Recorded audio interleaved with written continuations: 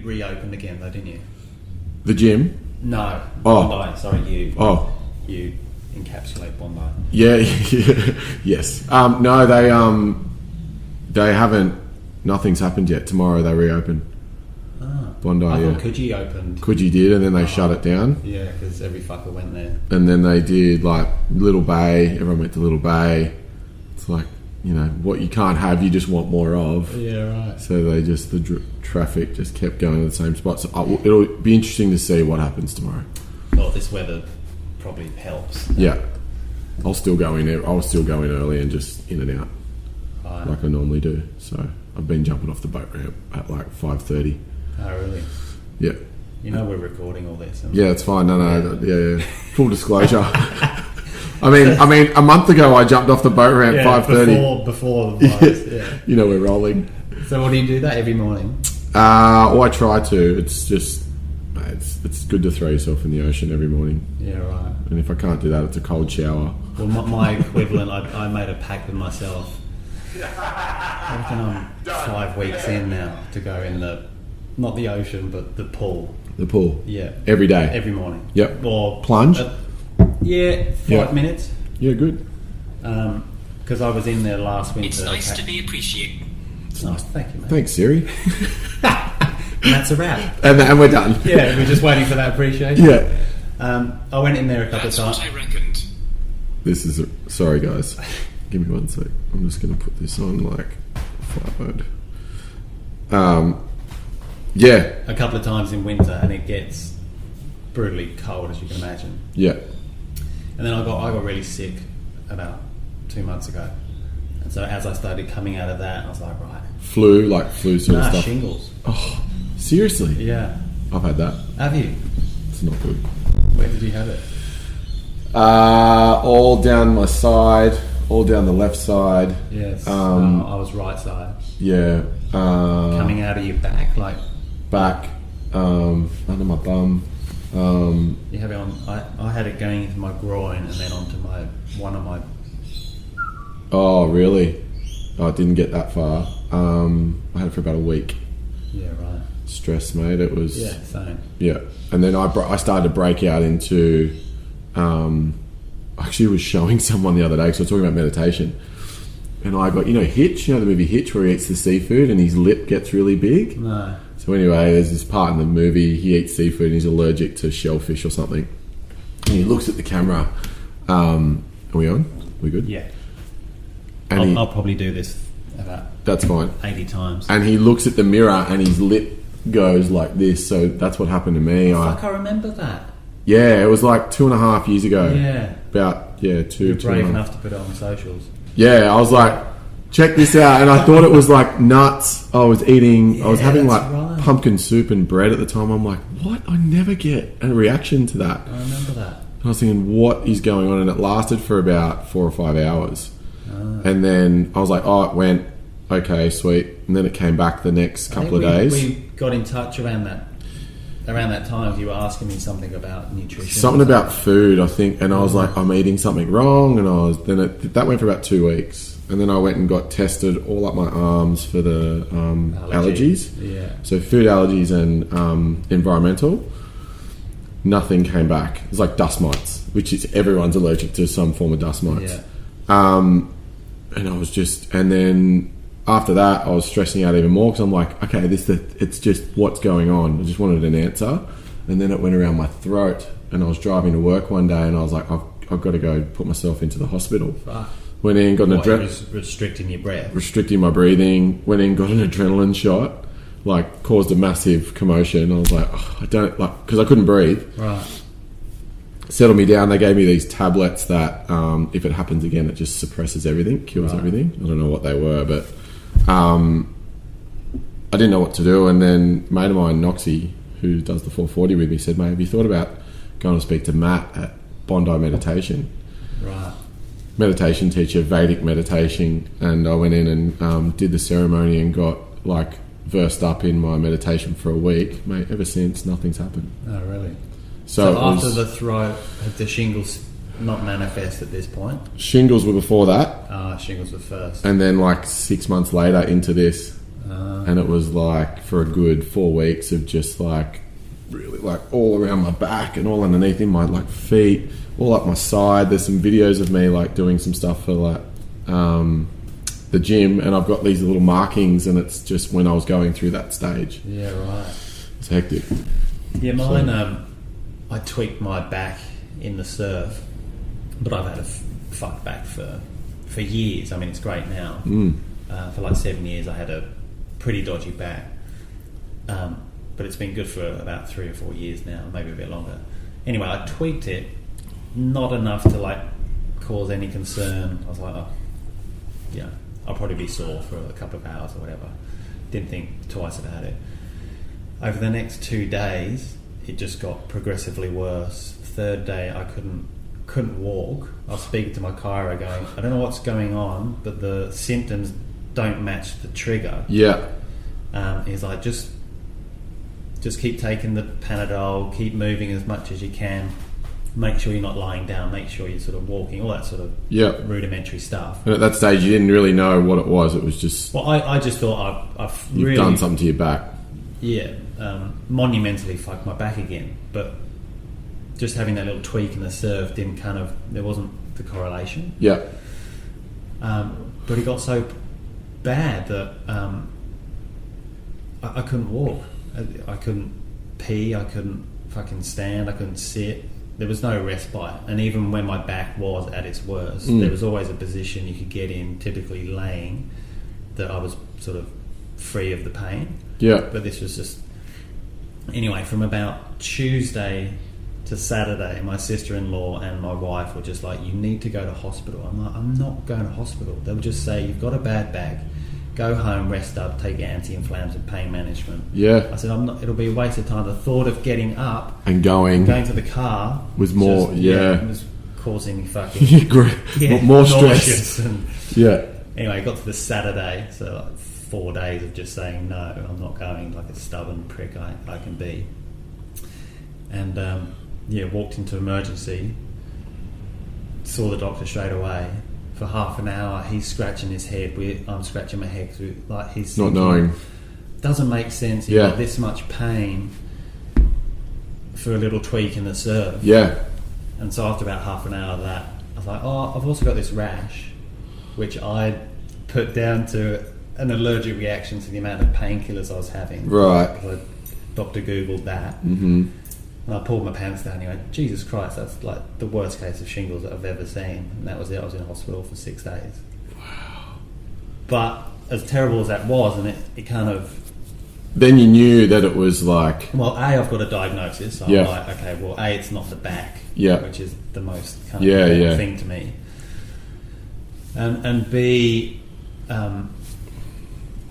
it just allowed me to kind of be free of that. But it also, and I was in pain and unable to train and do all the things I love for about 6 weeks. Yeah, wow. And I've still got it. I'm still numb. So it was only recent. So it was like what? It was about 2 months ago. Oh wow. So I'm all my one ball and all around my groin. It's all numb, mate. But no sort of residual pain. Yeah. Getting back to where I started, it sent me on this. Okay, what do I need to do for that to fucking never happen again? To your point around meditation, managing stress a bit better than I have done. I realised that probably for a year I was so wound up about business and pushing forward all the time. Money is a big worry, and so not having a release, whether that's meditation or speaking to someone in the professional world, the mental health space. Sort of bottling up, being the brave man, being the holder of all that stress and worry. And now I'm working on that. It's all a work in progress, but I feel like I'm in a way better place than I was for probably about a year prior to the shingles sort of episode. Yeah. Well, I was the same. Like, I used to be the same thing. Like, I think that's why I held it all there. And like you said, you're that go-to person who's trying to fix everyone else. Yeah. Like even when you're doing a PT or when you're speaking to someone, and then you start to like take your own medicine in terms of your own advice. And you go, hang on a sec, I'm not all right. Like I need to work on myself a little bit more. Say no to a couple of different things. That's what I used to do. I used to say yes to everything. Yeah. And then, but I think there's probably a time and a place for that. Yeah. When you kind of you're on the because from an outside looking in to your professional life, yeah, it looks like you worked your ass off. Probably it does actually look like you said yes to everything. And so the hard work and the integrity, it appears that has paid off because you're now at a place where you can probably afford to say no to a few things, right? Yeah, and like, and I'm still continuously like, there's always something where I'm like, all right, how else can I get better? How else can I, like even saying yes to like you, like we've known each other for so long. Through the traps and through different, events and things like that and businesses, but stuff like this I love doing as well. But it's still energy out, time out of the day. But at the same time, I think I said to you as I was driving up here, I felt a little bit weird because I was like, I feel like I needed to do something else because of the time we're in. Yeah, right. It's kind of not an ideal schedule, you know what I mean? Like I'm used to going, all right, up, we're doing this, we're doing that, and it's like very regimented. Whereas now I've created my own version of that, and it still feels a little bit surreal. Like I kind of think, but you feel uneasy that your day isn't. Yeah, in a way, like it is, like it's all planned out, but it's just because there's a bit of uncertainty about, which I get excited about as well. Like there's a bit of uncertainty about the rest of the week. Like I've got this plan, but this other thing might pop up, and this might happen, and that's kind of cool to me as well. So have you been able to take a lot of your work online? Has it been an easy sort of segue? Yeah. So the back end of last year, I signed on with Michelle Bridges with 12WBT. Yeah, right. And there's a program that's going to be a male focused only program. Yeah, right. That I'm sort of headlining for her because she's more into. She's done a brilliant job. She keeps doing it, for phenomenal 15, 20 years nearly in an online space. Yeah. So the idea was to bring someone in to have the male focus now. Yeah. And go, this is a blokes only program as opposed to just women focused. So the back end of the year, I was doing all this filming and stuff, knowing that this was about to happen the same time now. But now that everything's kind of in isolation, everyone needs to, worry about their fitness and things like that. It's all gone on to online naturally. Yeah, right. So that's been kind of cool. And is it going well? Yeah, it hasn't. It's only we've just in beta stage at the moment. So we've it's ready to go, but we've tested it out into a small market, and then it goes out to public in 4 weeks through an app. Well, because I've got an online platform too, I'll just cut all this anyway. So. Yeah. Done. Yeah, you won't hear it anyway. Yeah. It's gone. So it's that launches, but then the gym side of things, we had to pivot to go everything online anyway because they shut down all the gyms. So we rented all our gear out to all our members and just changed all the memberships around. We said, cool, stop all the payments, and then people everyone were taking kettlebells and dumbbells and kettles. So we basically did a 6-week program. Two weeks of every program had like 2 weeks was like a dumbbell and a slam ball. Oh, that's so clever. The other 2 weeks was a skipping rope and a kettlebell, and the other 2 weeks was like a band and a plate. Yeah, right. And so every 2 weeks they'd come in and swap it over. Oh, good. So, and it was kind of good because we got to connect through to them again, and we're still doing Zoom calls and stuff like that, but they've got a program there they can do whenever they want. Right. So how long did that take you to kind of so together? My business partners and I sort of sat down about probably 3 weeks before it happened, and we're like, hey, if this happens, like, can we just... What do you mean? Well, the virus was around. The virus was around. We didn't predict that it was going to happen, but we sort of said, hey, if it does, like, if stuff goes south, let's have a bit of a plan just in case. It went south. The plan came up, and we're like, we're ready. We're ready to go. So, so you're ahead of the ahead of the curve? Well, I think it was just having the hard conversation straight up to be like, well, if this happens, this is what we have to do. Yeah. And we didn't know it was going to work. Like, we still don't know how long it's going to be for. But we were pretty lucky. We've got a pretty good relationship between us to go, hey, we really need to, we need to like put staff down, stand staff down. It's got to just be us three, maybe one other staff member. Have these hard conversations, and then, we started to sort of rent gear out, and here we are. Yeah, it's so clever. And what happened to, because you've got complete... Yep, CSP. And then you started like a franchise thing. Coaching zone. We've still got it. Yeah. So the gym split in 2 levels. So CSP's downstairs, coaching zone's upstairs. So coaching zone's like a small group training facility. They're predominantly in Melbourne. So we've got the only one up in Sydney through Belgravia Leisure. So franchise, really nice introduction into fitness. Right. It's not so much an F45. It's not like a CrossFit. Right. It's like a souped up vision, essentially. So you come in, it's quite, the movements are functional. Yeah. The training's not that intense, but it's a layered approach to go, right, if someone wants to get back into fitness or start fitness, come in, and then we can go into coaching zone, then into the CSP program. Yeah, gotcha. If you want to do like CrossFit or something like that. Yeah, gotcha. So you have a big community approach at Complete, don't you? Like you have like groups of sort of mentally impaired or physically impaired. Yeah, so we've started nearly 3 years ago. I started a charity with my mum called Let's Get Going. So mum, teacher, aerobics instructor, growing up, always been around special needs, varied abilities. So she said, one day, hey, can I bring in the kids that I used to teach? Because they're like young adults now. So they're like late 30s, early 40s, and they're not doing anything for their fitness. And they'd see them around the area, and I'm like, yeah, cool, bring them in.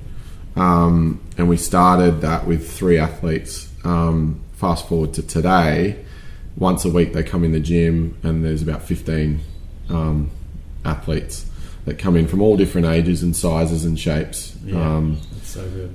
And just give them something to do once a week. Yeah. And now mum started as well. Off the back of that is Let's Lend a Hand. So she'll go and put these guys in work placement. So if places want to have someone there to help out and things like that, they can go in there and do that too. Yeah, that's so good. Yeah, it's cool. Good on you, mate. Yeah, it's fun.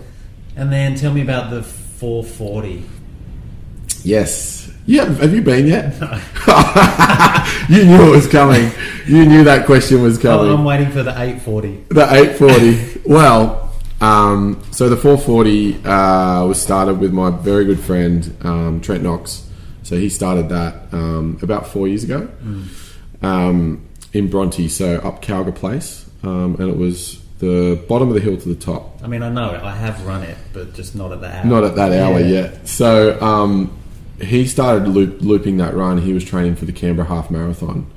That's one of the flattest marathons in the world, right? Yeah. So doing this hill run, they were doing hill repeats. So they do like sprint up, walk back, sprint up, walk back. And at that stage, they just called it like, I'm just doing the Bronte Hill. Yeah. And he didn't really call it the 440 until after the Canberra Half Marathon. He came back and said, I'm just going to keep doing that session, but I'm going to loop it. So instead of sprinting it, I'm just going to jog it for 10 laps. And I think it was like 7K. For his own personal... His own personal relief, essentially. So, and he'd start at 5 a.m. on Saturday because no one's down there. So then he started inviting people. Funny that. Yeah, no one's there, right? He started inviting people, and I ended up going down about a year after that, or no, probably 6 months after that. He invited me because I knew Trent through Life Cycle Fitness. Right. And Noxie said, because I was doing some work with Body Science at the time, and I was doing some tastings, and we met each other, and anyway, saw each other around the traps, invited me down. At that stage, there was like 10 or 11 people on Saturday morning, 5 a.m. I was like, what are you guys doing? This is madness. Yeah. Like, it's dark. These guys... These are people that have woken up fresh or gone through the night not party. They're working up. These were like good runners too. Like Noxie's a pretty good runner. I was coming off the back of touch footy and CrossFit, not running focused at all. Like, and still like the same shape I am now, but not conditioned into running by any means. And so I'd start running and they'd just take off. And then I slowly got lapped by these guys, and it was like bum taps. Come on, you're doing well. And I was like I don't understand. And then normally you're the one doing that in CrossFit, right? Right. So then you start to get this thing like, hey, this is pretty cool. Like there's all this encouragement, and everyone's just after the best of you. And then about 7 laps in, I'm running up the hill. The sun's coming up over Bronte. It's like one of the mornings where picturesque. Finished the run, 10 laps, jumped into Bronte Pool, had a coffee. I was like, and you're all done by 6. So like there was something magical in it, and I said, I really love this. And it took me a while to get down there, but then I started to invite all my other friends down. Must have missed that text. Yeah. Well, mate, I think I hit you up a few times. You were just like snooze button. Well, that was the thing. We used to DM everyone a photo, like a funny photo, like just if you go through back to 440 Instagram, you look at the sort of a dialogue and images we'd throw out there. Right. We used to DM everyone, so you'd probably just be like block. I don't want to hear about it. So that started to build into this thing of Trent and I would just turn up for ourselves because I knew I was getting something out of it. But a lot of people started to see that, hey, these guys are going to turn up regardless. I want to turn up as well. And the menu doesn't change when you come down. It's always... It's 10 laps. 10 laps, 1 lap, 4 laps. Oh, it's whatever. Whatever your version is. Right. And is there a time? Is it like an hour? Starts at 5, and then you go as long as you want to go. But we usually wrap it up by like 5:45.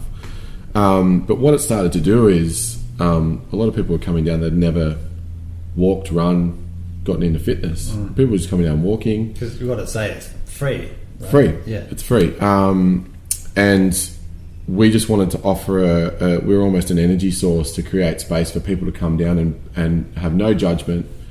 No one's going to look at you and go, "Oh, you're slow," or and then that sort of created this really nice safe space. That too, but even the nature of the course, right? Yeah. So within 10 minutes, everyone's in the mixing pot, and so it's not that obvious who's leading or who's at the back either. No, because it's a circular. Yeah, you're running your own race, you're doing your own lot. And the beauty about it is, we say to everyone, "Hey, whose day one is it?" Because now there's about 150, 160 people down there. There's about 15 different run clubs all over the world that have the same philosophy. But at the start, we go, "Whose day one is it?" And everyone puts their hand up, like, "Yeah, I'm here the first." And then everyone sees those people and just encourages them. Yeah, right. So you start running, and if they're fast, slow, whatever, just give them a little tap, or, "Hey, you're doing really well." And Noxie and I tend to sit back and just watch it all unfold. We get there at about 4:30 and just have a coffee, and you see everyone coming. The first timers, because they're like, "Oh my God, what am I doing up this early? And what's this all about?" And is there like a pep talk before you get going, or is it like once the clock hits 5, you're kind of off? Once the clock hits 5, we're gone. But about 5 minutes to, we just bring everyone in and go, "Hey guys, welcome. Just turn up, be nice, encourage everyone, be careful. It is dark. Look after each." With the darkness, are you worried with the bum taps that there could be some like... There's been a couple of cheeky bum taps. Oh, really? Yeah.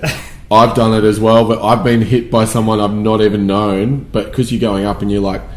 And then I've started just doing a little tap on the back now, so we don't get in trouble. Fucking crazy day and age. Yep. We had to stop the run club 5 weeks ago now, so we pulled it because of just the obviously sheer numbers that we were getting.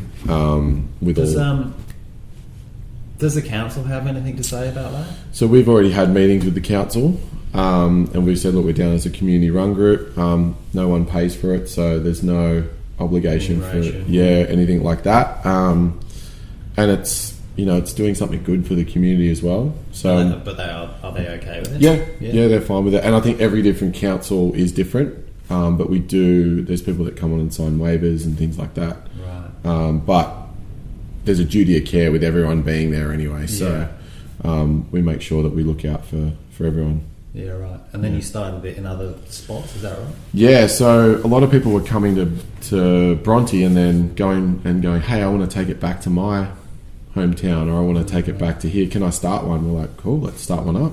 I think it went Byron Bay, Melbourne, another one in Melbourne. Then it went Brisbane, Gold Coast, Perth, Adelaide. There's one. Do you kind of, I mean, there's probably no IP to have anyway, but like, do you have some sort of ownership? Yeah, so or connection still to those places? Yeah, we've got like the brand itself. The 440 is a brand, and then there's guidelines around that. And if you want to be a part of it, you go through we've got our run bosses. We call them run bosses, the guys that head it up, as part of the family, and they're, I guess, contracted to us in a certain way. Like, if you want to do your own Instagram, this is what you got to follow. But so it's more about an attitude, right? It's about turning up for yourself. So if you wanted to start one in Wild Beach, which I know you're going to, which is great. There's a great hill there. Yeah, there is. Right on the street. Just around Jonas. Yeah, the 940 has a nice ring to it. But this is the thing, right? It doesn't have to be 5 a.m. It can be based on when the first coffee shop opens. And it's based on where you, like, whatever works in your area is what works. Yeah, right. And we always try and say to people, hey, turn up and just turn up for yourself. Then other people will come. Out of curiosity, like, because I've run boot camps in the past, and I've noticed that over a certain amount of people, and it was probably about 6 or 7, there was almost a need for me to kind of, not a need for me, but the option for me to step back, because there becomes this innate, organic competition. So does that exist with the 440, given that it's a community, just turn up for yourself, encourage others? I'd imagine if there's 150 people, of which particularly, let's say, half are guys, is there then this, competitive edge to it? Everyone's got their own run. We don't ask anyone to do 10 laps, but we get guys that come down that are really fast, or we get guys that come down that have never run it before. So the really fast guys go, I want to do my 10 today, and I want to try and break the record, for example. But you get the other guys be like, hey, I want to encourage this person. There's probably competition with themselves, but those guys kind of go out to the side if they just come down for the competition. And it might be like, hey, Scotty, we're gonna compete. Let's have a crack today. And it could be something like that, which is friendly, but we don't ever push hey, you've got to be the best, and you've got to be this, got to be that. We don't teach people how to run. We just, it's an energy source. So we just go, hey, you guys can come down. Your version is your version. Go for gold. That's so good. Do your thing. And the funny thing is, if Trent and I didn't turn up next week, but it was still on, people would start it and run it. And they'd keep going at 5. That's the beauty about everyone coming down and being a part of it. When you come down, you're automatically a run boss. You can come down and just start running it. So, the 2 things we ask: turn up on time and be nice. It's not much to ask, is it? No. Sometimes that's hard for some people, though.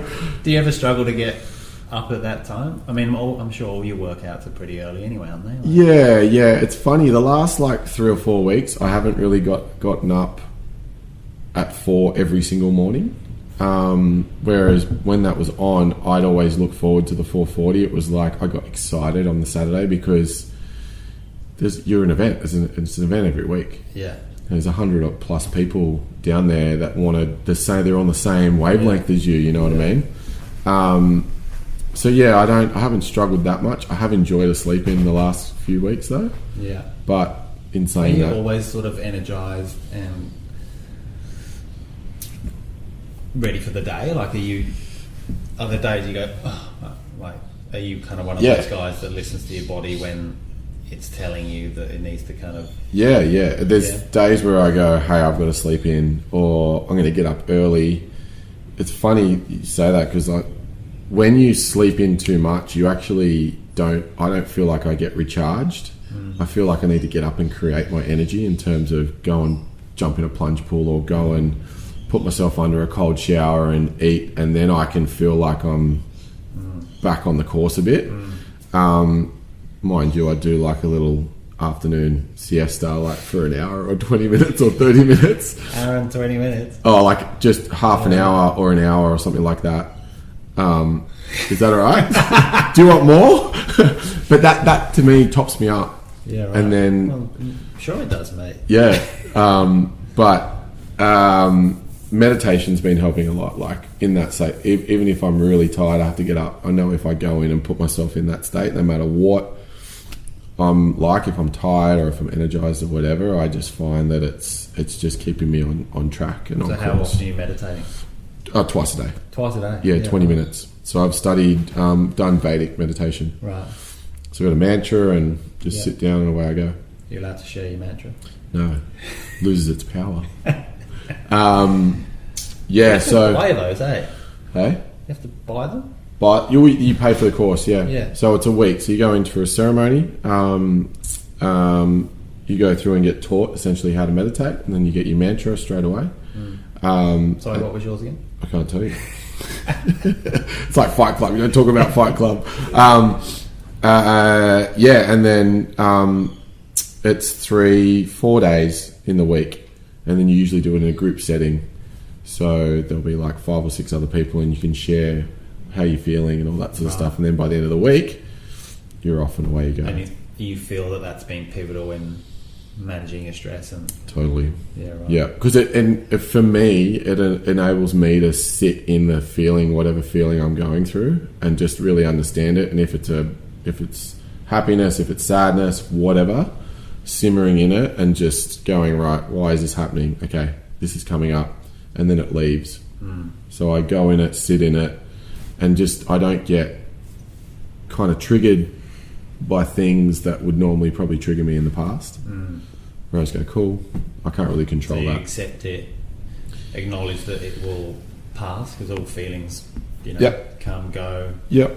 It's when we have those sort of negative ones, the stress, the anger, the anxiety, that we can sort of allow it to envelop us, I guess. And it's not like I don't get stressed or anxious. It's not like you're bulletproof. No, I still get that, but it just doesn't sit with me as much as what it would in the past. Yeah. I probably get triggered a little bit more, or because I haven't addressed it, you push it to the side and you go for a run or something, which is definitely a form of meditation, but I need to sit and understand it. I've come out of meditations crying. I've come out of things like really happy. I've come out energized. What makes you anxious these days? Probably doing this podcast, right? Yeah, right now, like I'm really No, I don't know. I don't get that anxious anymore. You don't compete or anything, do you? No, well, yeah, we've been doing a lot of events. We've been training for Red Bull Defiance. We were about to go to LA and do the Speed Project. Oh, right. So running from LA to Las Vegas. Is that 10Ks or something? 550 Ks in a team of 8 in a relay format. Right. So that got pushed back. That was supposed to be March. Then it got pushed back to October, which I'm pretty sure will get pushed back to March next year. Yeah.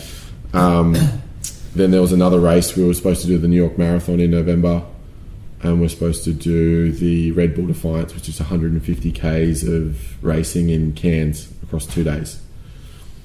So wasn't that on? Didn't they do one in Cairns? Or yeah, it was last year we did that. Yeah. But I don't know where it's sitting at the moment. Your Instagram, what was it? Reedy's. Reedy was there. Yeah, Reedy and Quinn. But maybe it was yours. Were you saying it was the hardest thing you've ever done or something? Hardest thing. There's a video of me, which I'll probably share soon.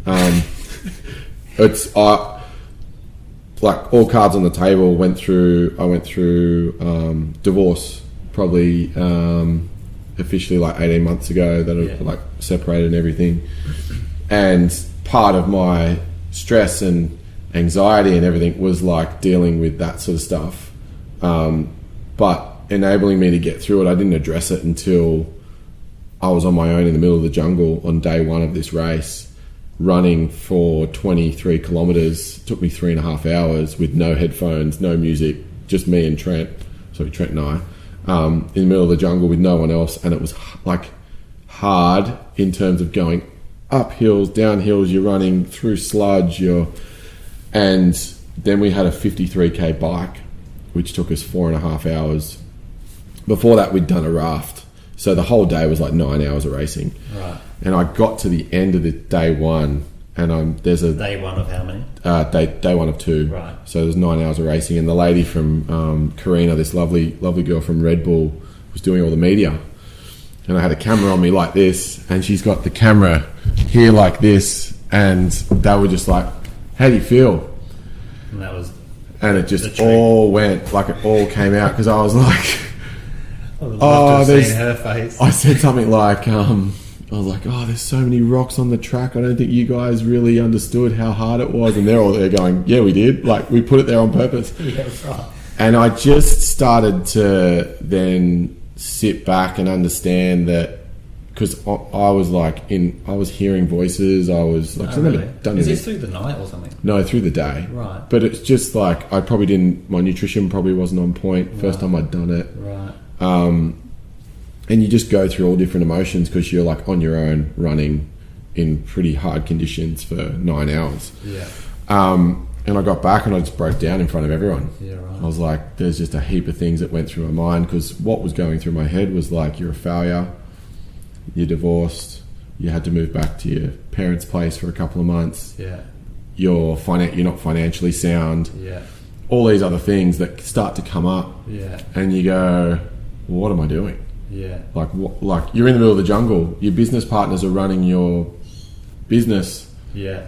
And then you're out here doing this. Like, why? And you start to question all these things. Yeah. So do you think that environment, being under physical duress in the jungle, heat, was just the tipping point to open up that sort of emotional can of worms for you that you'd probably sort of combating and pushing away for months? Well, I was meditating through it all, which was a certain point, but it's only until you get under a certain point where you're like, oh, I can stop right now and sit on the side and that's it. But I was like, no, I can't stop, because all these other things were in the back of my mind. And I left it all out on the track. It was kind of in a way like therapeutic. Yeah, so it was all out there. I knew that race was that, and I got over that after that. Yeah. So, but yeah, I'll send you the video. I'll send you the video. It's pretty intense. I think I'd prefer to see the interviewer's face, to be honest. Oh yeah, Karina. I wasn't expecting that. Yeah, but this is the thing. Like, they got so many different emotions out of different people throughout that whole day. But it's cool. It's cool to go through something like that. Well, I've been through something similar. I had a 10-year marriage and a divorce, and it took me... I mean, when I first came out the relationship, I did everything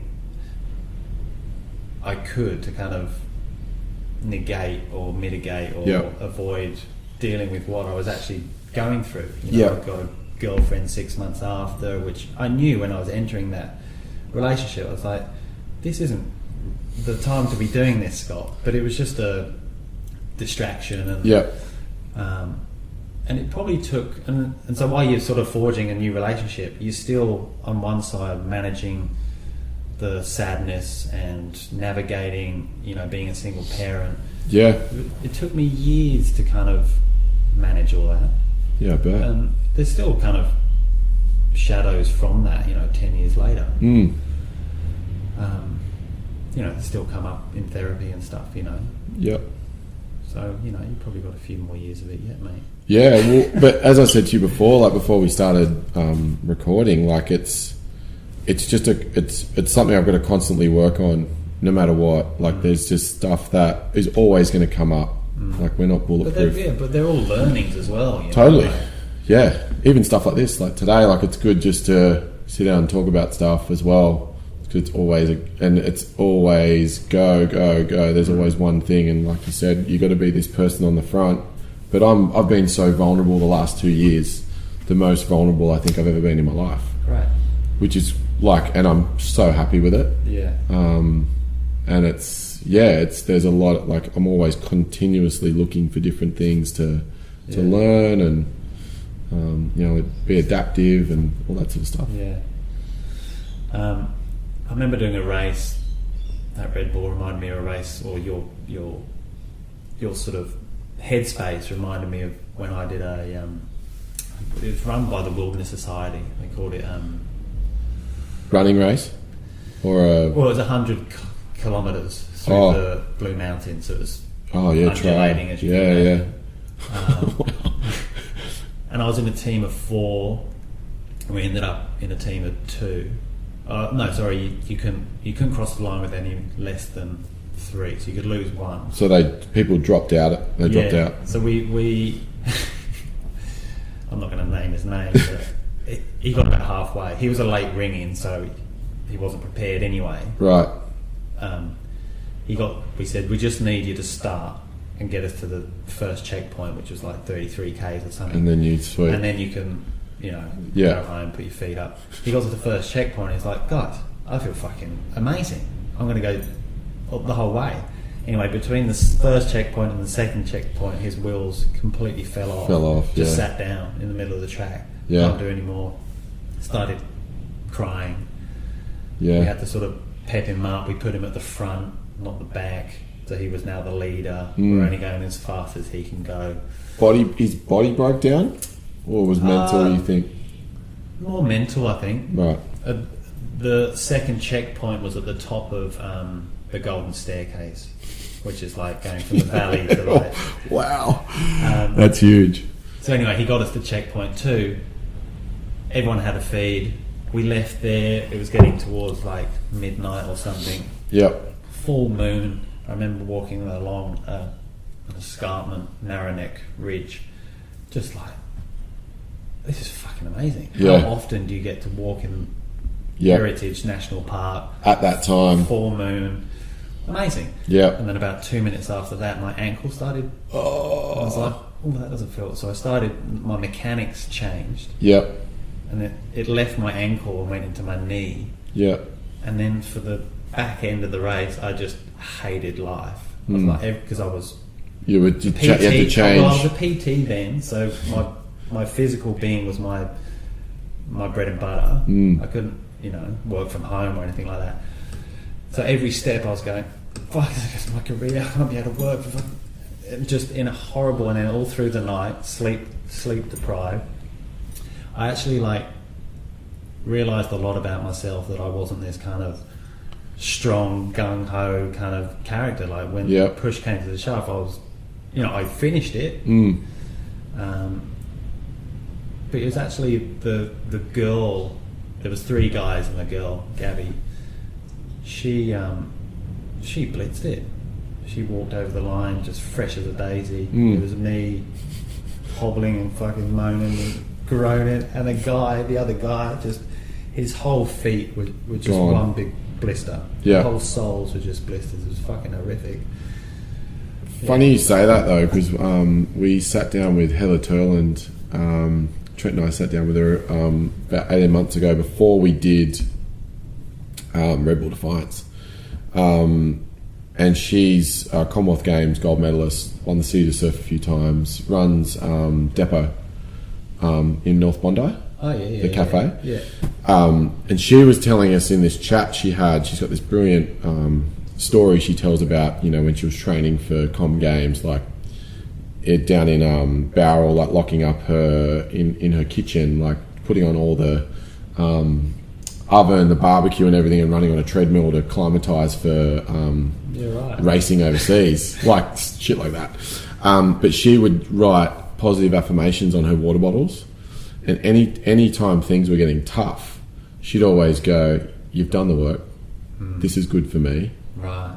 Keep going, keep moving, and just stay positive." So always say those things. And what we started to do in that Sea to Surf before we ran, before we did Defiance, we tested it out, and I PB'd my Sea to Surf time. Yeah, right. By like 15-20 minutes.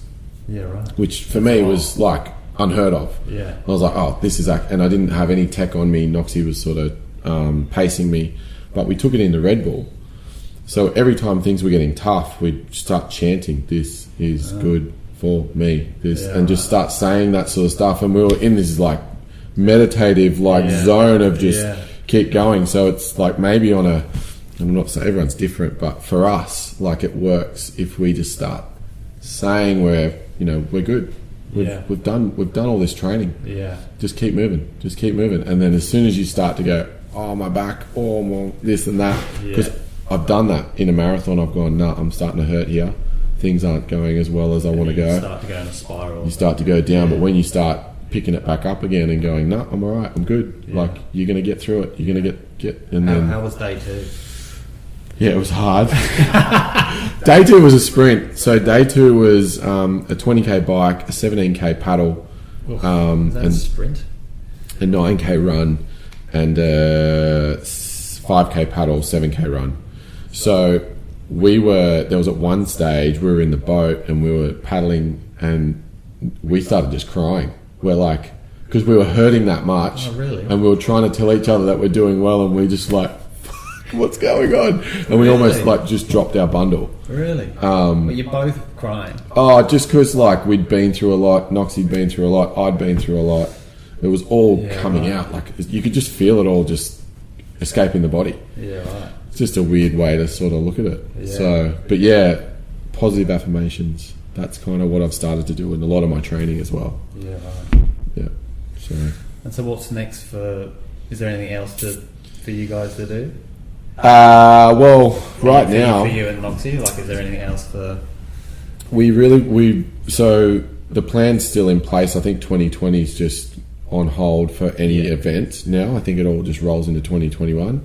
So we will do LA to Vegas Speed Project.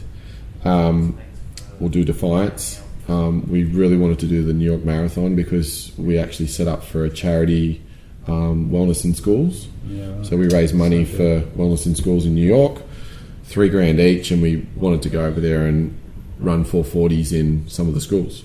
So we've been invited to do it, but obviously not now. We've got to wait until probably. There's so much potential with that. Yeah. Schools, community. Yeah. And we're doing that at the moment. So that's kind of happening here. What's really good now is everything's online. We've got guys running their block and posting that they're doing the 440. We've got guys at CSP doing workouts and bringing their families in. Yeah. The stuff with Mish, that's all happening. So if anyone around the country wants to look further into that, is there a website? www.440runclub.com. Or go to socials on the _440 on Instagram, as well as Facebook, or just like find us. And does it have to be a Saturday? No. Oh, if you want to run one, we traditionally run them on the Saturday, but right now, because everyone's running at different days. In this moment right here, I feel very inspired to do one at Whale Beach. Do one. You could start and walk it. Start walking it. Get some of the guys involved and go, hey guys, like, I'm actually not that old. I know, but Andy might walk with you or something. But if you did, like, you picked a track, and look, it doesn't have to be from the beach to the top here. It'd be a solid hill. That's solid, mate. That's probably the most aggressive gradient I think in the world for the 440s, because I've done that hill driving. Yeah, the Mazda doesn't get up the hill as hard as your wheels. But you could totally do it. And the beauty about it is you do it once, then you go down and get a coffee and tell everyone about it at the coffee shop. And they're like, oh, I can probably do that. You can do it, mate. Do it at like whatever time you want. Yeah, right. Do it at 8:40. Yeah. You've got the only 8:40 in the world. But the beauty about it is you do it and then you just post about it and just start encouraging. You might inspire someone else that's been thinking about getting out and moving. They're sick of doing home workouts and things like that. They want. How would I start it though? You just would I be talking about it in the coffee shop after to the barista, or like do I set up an Instagram page? Or we've got Instagram pages for each location. Right. Just DM us. We can set you up. But how would that infiltrate my community? Well, you just start doing it and then start talking about it and telling me. But the main thing is, if you want to do it for yourself, that's the main thing. Right. Because then you're turning up every week to do it. And usually if you get a few other people involved, it works really well because. And is everyone in teas, like 440 teas? Like There's you can buy them on the website, so there'll be merch. So it's you don't have to be though. It's a free thing, but the t-shirts are like $150, right? Yeah, of course. No, I think they're. We've started to do like a $44 t-shirt, and a portion of that will go to a mental health charity. Yeah, right. Depends on where you're located, and then we'll eventually have like a membership where you can unlock. We've done some partnerships with some other brands and things like that. So yeah, it's cool. And what's next for Toddy? Man, at the moment, this online program's about to launch, which is exciting. Yep. So just the male only one. Men's health still ticking over, so I'm still fitness director there. So I'm working with Scotty Hendo and the team there. That's fun. He's done well too, isn't he? Yeah, he's doing really well. Both of you, to me, are in the similar bucket in terms of like dedication, integrity, nice to others, hardworking, conscientious, and it's all paid off. Like thanks, mate. Yeah, and likewise with you. Like it's, I think we're in a position, not just health and fitness, but just in who we are, in like people in Sydney. Yeah. You just got to treat each other with respect, and totally. Because if you don't, you soon know about it. Do you know what I mean? Totally. It's such a tiny city. Yeah, and that's part of the big reason about the 440, which is really cool, that we try and pump everyone up. Like, with your meals, with anyone that wants to be, we want to encourage new businesses or encourage other run clubs that are coming in or other gyms, because there's room for everyone. There's room for everyone. Yeah. So I'm going to start one. Good. Yeah. Good. It's on camera. It's going to start one. We'll just cut that. Yeah. All right, Toddy, I'm not sure where the week is. We'll just go like that. Good on you, mate. Thanks for your time. Thanks, mate.